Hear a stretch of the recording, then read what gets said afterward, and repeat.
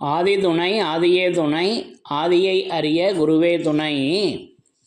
மரளி கைதீண்டா சாலை ஆண்டவர்கள் மெய்மதம் மெய்மன ஞானம். கண்டு கண்டு நீ விண்ட யாவுமே காணுவாய் முப்பாழென காவி ஏறிய அண்டர்கோனிடம் காணுவாய் முப்பாலையே. எல்லோருக்கும் நமஸ்காரம். இவ்விரிபுவன வேதமாமரைகளின் அதிகாரண செழுங்கலை கருவூலத்து ஆண்டவர்கள் திருவாயுரை விரிப்பு. இந்த மெய்ப்பாதை வேறு வேதம் ஆசான் திருமேனி. வேதம் ஆசான் திருமேனி. வேதத்தை ஓதினாலே புண்ணியம். வேதங்கள் பூராவும் தித்திக்குது. திருமறை குரு பெருமான். திருமறை குரு தீன் திருமேனியர். வேத ஏட்டில் எழுதியுள்ளதை படிப்பதன் பயன் இறைவனை காண்பதுதான்.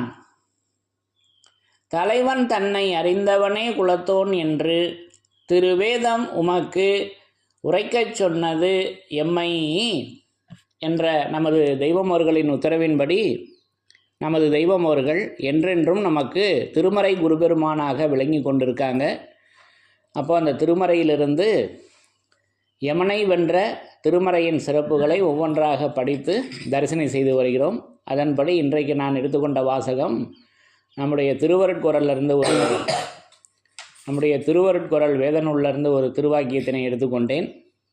இப்போ இந்த திருவாக்கியத்தில் நமக்கு வருகின்ற அந்த யமபடரின் அச்சத்தினை, அந்த யமபயத்தை நமது தெய்வமோர்கள் திருமறையாக விளங்கி கொண்டு எப்படி நம்மளை தடுத்தாட்கொண்டு அவங்க விளங்கி கொண்டிருக்கின்றார்கள், திருமறை குருபெருமானாக விளங்கி கொண்டிருக்கின்றார்கள் என்பதை நமக்கு அந்த அதிசய அற்புத வசனங்களை நமக்கு வழங்கியிருக்காங்க.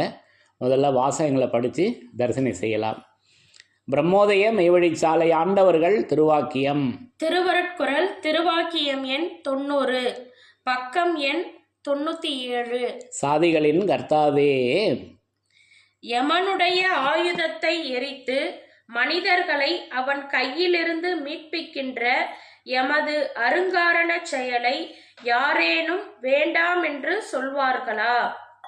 யமனுடைய ஆயுதத்தை எரித்து மனிதர்களை அவன் கையிலிருந்து மீட்பிக்கின்ற எமது அருங்காரண செயலை யாரேனும் வேண்டாம் என்று சொல்வார்களா?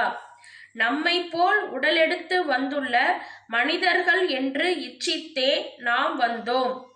முன்காலத்தில் அறியாமையால் சீச்சி கழித்தாலும் இன்று இதை விரும்புவார்கள் என்றே எல்லோருடைய செவிக்கும் போய் எட்டச் செய்யக்கூடியது அனைத்தும் முழு முயற்சி கொண்டு செய்து வருகிறோம் என்று நமது குலதெய்வம் பிரம்மோதய மெய்வழிச்சாலை ஆண்டவர்கள் திருவாய் மலர்ந்து அருளியுள்ளார்கள்.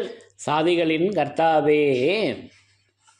அப்போ இந்த திருவாக்கியத்தில் யமன் எப்படி இருக்கிறான், அந்த யமனை வெல்லக்கூடிய அந்த செயல் நமது தெய்வமோர்களிடம் எப்படி விளங்கி கொண்டிருக்கின்றது என்பதை அந்த வித்தியாசங்களை எடுத்து காமிக்கிறாங்க. இதை நல்லா விளங்கிக்கணும். ஏன் அப்படின்னா, யமனுடைய ஆயுதத்தை எரித்து அல்லவா, அப்போது யமனுடைய ஆயுதம், அப்போ யமன்கிட்டையும் ஒரு ஆயுதம் இருக்குது. அப்போ நமது தெய்வமோர்களின் திருக்கரத்திலையும் அந்த ஆயுதத்தை வச்சு தான் நம்மளை யமனிடமிருந்து மீட்பிக்கிறாங்க அல்லவா. அப்போ இங்கே நம்ம தெய்வத்துக்கிட்டையும் ஆயுதம் இருக்குது, இங்கே யமன்கிட்டையும் ஆயுதம் இருக்குது. அப்போ இந்த ஆயுதம் என்ன என்பதை இந்த வித்தியாசத்தை நல்லா உணரணும். அப்போ அதை நான் எப்படி அந்த வித்தியாசங்களை நான் எப்படி உணர்கிறேன் என்றால், இதற்கு நமக்கு திருவருட்குறள் 14 பேசி வர்றாங்க. மைசூர் மகாராஜா திருவாக்கியத்தில் அறியாதவர்களின் பொய் நூல்களை படிப்பதினால் உண்மையான குருபிரானை சந்திக்க முடியாது அப்படின்னு ஒரு வரி வருதுங்க அல்லவா. அப்போது அறியாதவர்களுடைய பொய் நூல்களை படிப்பதனால்தான் உண்மையான குருபிரானை சந்திக்க முடியாது. இப்போ இதுவும் நமக்கு எழுத்தாகத்தானே நமக்கு வச்சுருக்காங்க, நெகட்டிவா. அப்போது அந்த பொய் நூலாக இருக்குல்லவா, அந்த பொய் நூலும் எழுத்தில் தான் இருக்குது. ஆயுதம் என்பது எழுத்துன்னு நம்ம ஏற்கனவே பேசியிருக்கோம். அதாவது உயிரெழுத்து, மெய்யெழுத்து, உயிர்மை எழுத்து, ஆயுத எழுத்து. அந்த ஆயுத எழுத்தாக நமது தெய்வமர்கள் விளங்கி கொண்டு யமனை கொன்று சாகடிக்கிறார்கள் என்பதை பேசியிருக்கோம். அப்போ இங்கே மாற்றமாக வருதுன்னெலாம் என்ன வேணாம், சரியா? அப்போ இங்கே எப்படி இருக்குதுன்னா, அந்த பொய் நூல்களில் இருக்கு அல்லவா, அந்த எழுத்துக்கு பேர் யமன்க. நல்லா விளங்கிக்கணும், வித்தியாசம் தெரியுதா? அப்போ இதற்கு இன்னும் மேற்கொண்டு சாட்சி நமக்கு திருவருட்குறள் 274வது திருவாக்கியத்தில், நூல்களுள் வேத சட்டங்கள் பேசுகின்ற நூல்கள், வேதத்திற்கு புறம்பான நூல்கள், இகத்தையும் பரத்தையும் பற்றி பேசுகின்ற நூல்கள் என பல உள அப்படின்னு பேசி வர்றாங்க. இப்போ இதெல்லாம் நம்ம விரிவாக ஏற்கனவே வேதத்தின் சிறப்புகளில் படித்து தரிசனம் செய்திருக்கிறோம்.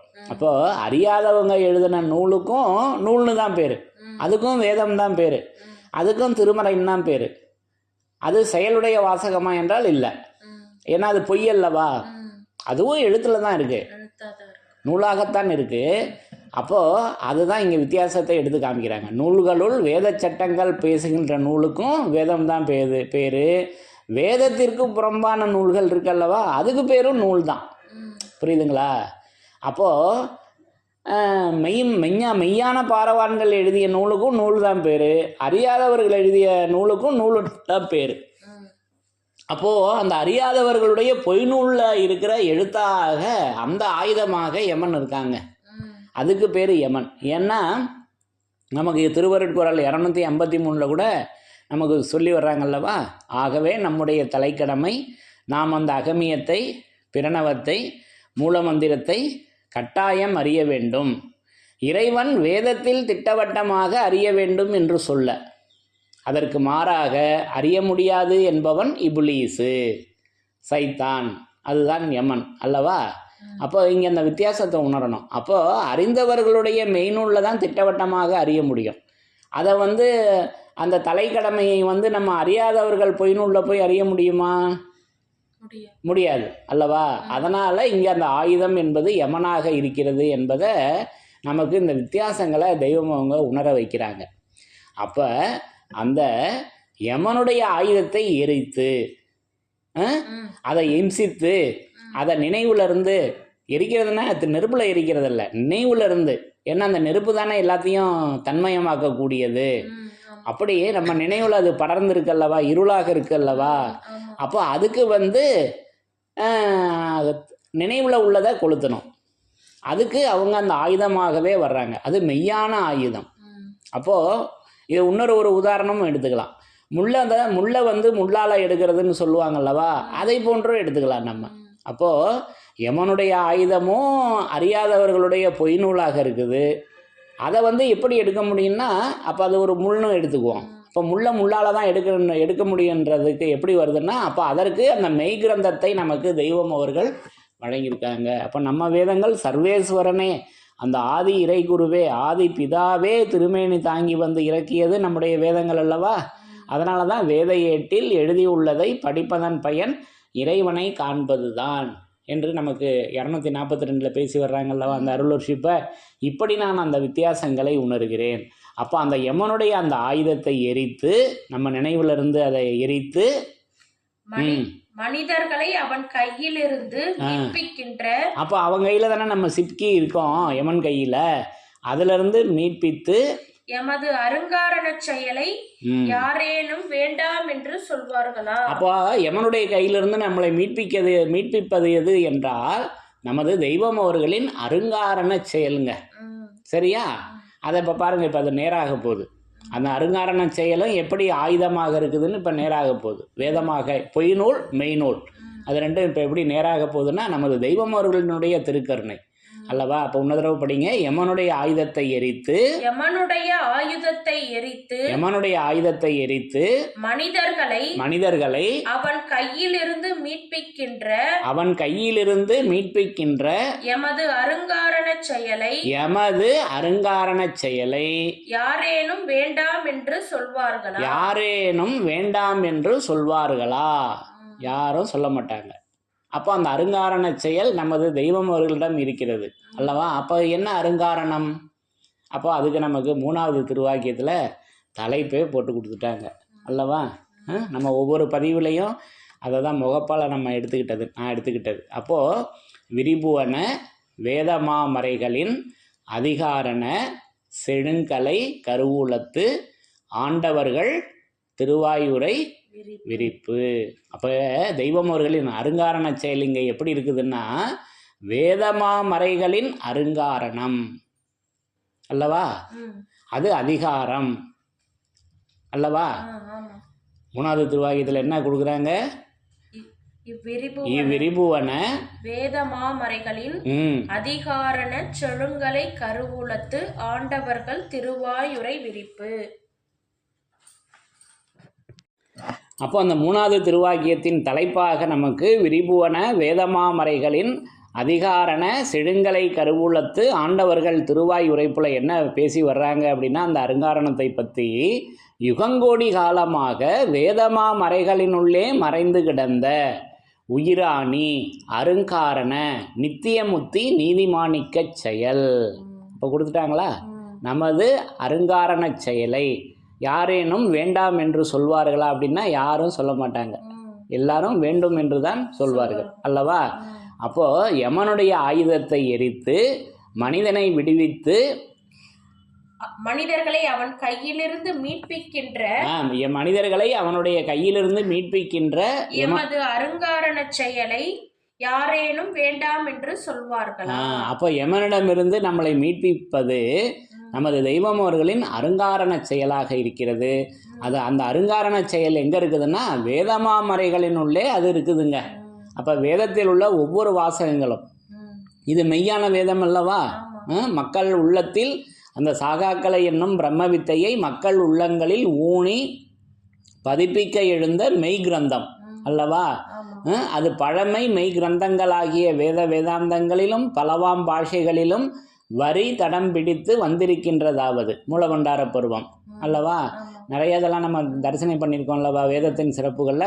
அப்போ அந்த அருங்காரண செயல் அது வேதமாமறையாக நமக்கு விளங்கி கொண்டிருக்கின்றது என்பதை நமக்கு இப்படி நிரூபணை செய்து அதன் மூலமாக அந்த வேதமாமறையின் மூலமாக நமக்கு அந்த யமபடரின் அந்த யமனுடைய ஆயுதத்தை எரித்து மனிதனை விடுவித்து மீட்பிக்கும் செயலாக அந்த திருமறை விளங்கி கொண்டிருக்கின்றது என்பதை இந்த திருவாக்கியத்தில் நமக்கு எடுத்து வழங்கியிருக்காங்க. ஆக இப்படி ஒவ்வொரு வரிகள்லையும் நமது தெய்வமர்கள் திருமறை குருபெருமானாக விளங்கி கொண்டு நம்மளை இப்படி அந்த யமனுடைய ஆயுதத்தை எரித்து நம்மளை மீட்பிக்கின்றார்கள் என்பதை இந்த திருவாக்கியத்தின் மூலம் நான் விளங்கி கொண்டேன் என்று கூறி யமனை வென்ற திருமறையின் சிறப்புகள் தொடரும். தலைவன் தன்னை அறிந்தவனே குலத்தோன் என்று திருவேதம் உமக்கு உரைக்கச் சொன்னது எம்மை. யமனை வென்ற திருமறையின் சிறப்புகள் தொடரும். எல்லோருக்கும் நமஸ்காரம்.